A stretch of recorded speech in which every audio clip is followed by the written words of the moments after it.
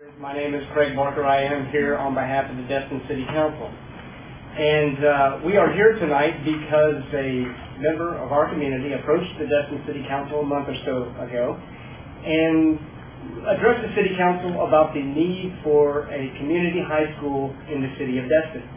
And there are legitimate issues that we feel like need to be raised with respect to educational opportunities in the city.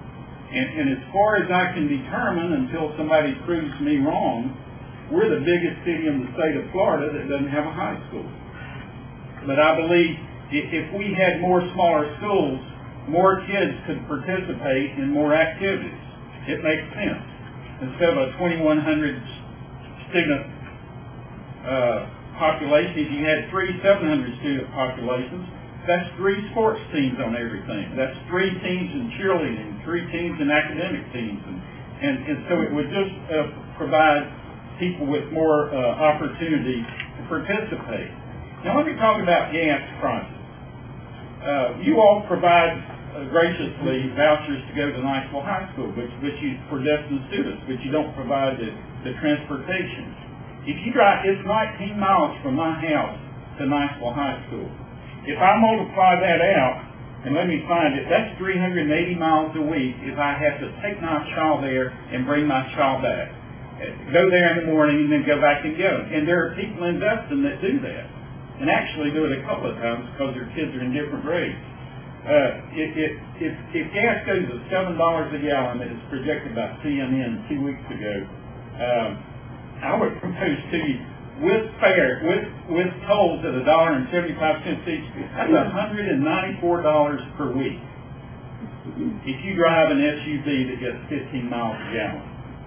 If you come to Fort Walton at an average of 14 miles commute time, it's $130 a week with no tolls.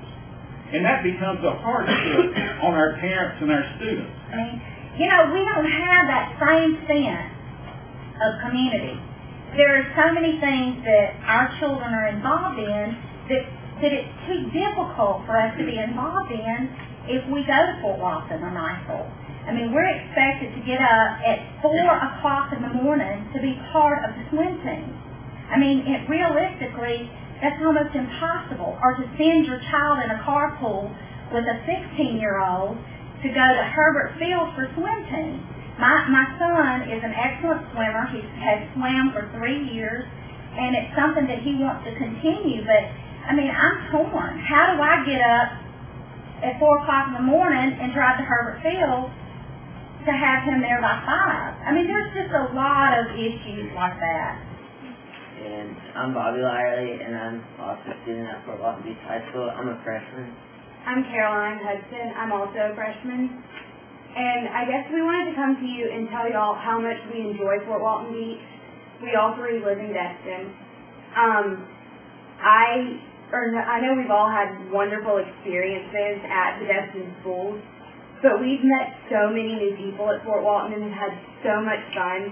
Like, this year has probably been the best year of my life, especially with school. Like, I actually enjoy going to school, and I look forward to going to school at Fort Walton every day. And I've had so many great experiences that I don't think I could have ever gotten had we had a school in Destin. So, with that being said, we would not be able to use any of our existing fund sources, 2 mil property tax, to be able to repay any debt that we might want to incur in order to build a school. And that's currently the law and has been for several years. It doesn't mean we can't make it happen, and this board will try to make it happen. And I can assure you that different people in the community is much, much smarter than I am, and they come up with some ways that will assist this in the future. But I can assure you that it's just not hearsay and rumors. We're fixing to we cut $5.5 million last year. We're fixing to cut $7 million immediately from the beginning of school next year. And I met with Mr. Gates Friday. He said you may get cut another 4% in December and January.